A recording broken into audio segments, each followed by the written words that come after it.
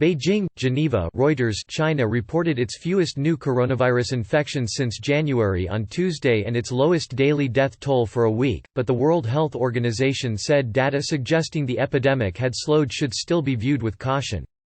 The head of a leading hospital in China's central city of Wuhan, epicenter of the coronavirus outbreak, died of the disease, becoming one of the most prominent victims since the disease first appeared at the end of last year. Illustrating the impact of the outbreak on worldwide growth and corporate profits, oil prices tumbled and equity markets slid after Apple Inc. issued a revenue warning due to the disruption the disease is causing to global supply chains. Chinese officials reported 1,886 new cases, the first time the daily figure has fallen below 2,000 since January 30, bringing the mainland China total to 72,436. A figure of 98 new deaths marked the first time the daily toll in China had fallen below 100 since February 11, bringing the total to 1,868. World Health Organization Director General Tedros Adhanom Ghebreyesus said Chinese data appears to show a decline in new cases, but any apparent trend must be interpreted very cautiously. Outside China, there have been 827 cases of the disease, known as COVID-19, and 5 deaths, according to a Reuters count based on official statements. More than half of those cases have been on a cruise ship quarantined off Japan. Tedros said there had been 92 cases of human-to-human spread of the coronavirus in 12 countries outside China, but the WHO did not have the data to make meaningful comparisons to what was going on in China. We have not seen sustained local transmission of coronavirus except in specific circumstances like the Diamond Princess cruise ship, he said.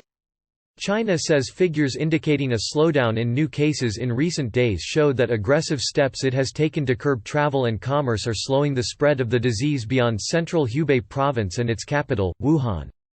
The WHO's Mike Ryan said China had had success with putting out the fire first in Hubei and ensuring that people returning to Beijing from the Lunar New Year holiday are monitored.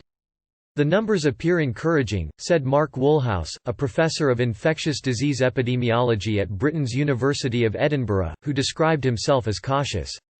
Though it is unrealistic to reduce the transmission rate to zero, it may have been reduced to a level where the epidemic is brought under control, Woolhouse said. It may be that the epidemic is simply running its natural course, and is starting to run out of new people to infect.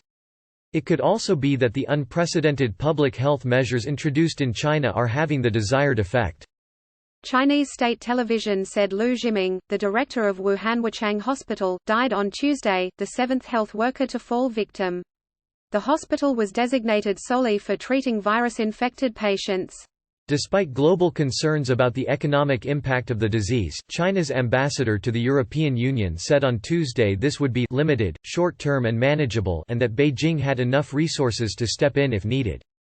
Chinese state television quoted President Xi Jinping as saying China could still meet its economic growth target for 2020 despite the epidemic. Economists are warning of potential mass layoffs in China later this year if the virus is not contained soon.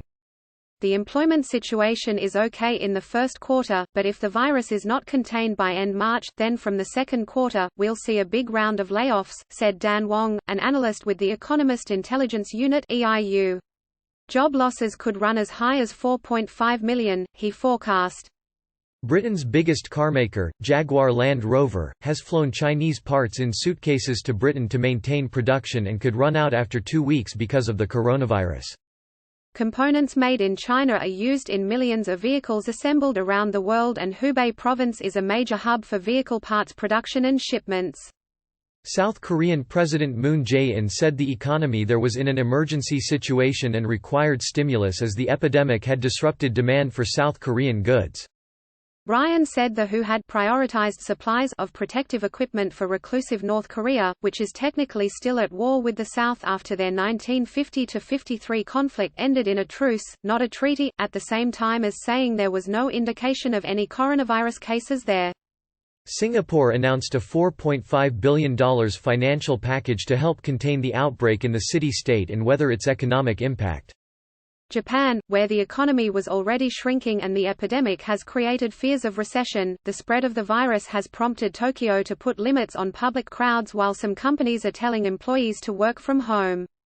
And, starting on Thursday, Russia will suspend entry of Chinese citizens for employment, private, educational and tourist purposes, health authorities said, adding that the move would be temporary.